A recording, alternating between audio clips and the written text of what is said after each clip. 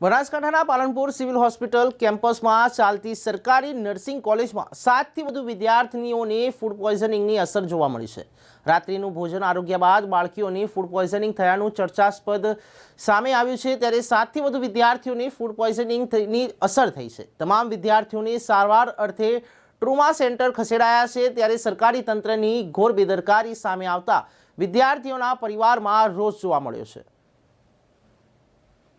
આજે સવારે પાલનપુર સિવિલ હોસ્પિટલની અંદર સરકારી નર્સિંગ કોલેજના સ્ટુડન્ટ્સમાંથી 10 સ્ટુડન્ટ્સને ફૂડ પોઈઝનિંગ થયેલું।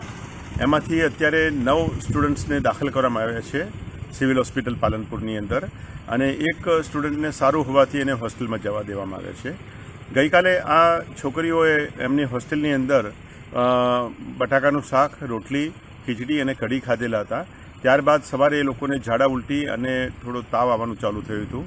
અત્યારે બધી જ નવ છોકરીઓને સારામાં સારી સારવાર આપવામાં આવી રહી છે સિવિલ હોસ્પિટલ પાલનપુર દ્વારા, અને એ બધા સ્ટેબલ છે, બધાને સારું છે, અત્યારે કોઈ સિરિયસ નથી, અને બધાને અત્યારે સારવાર ચાલુ છે।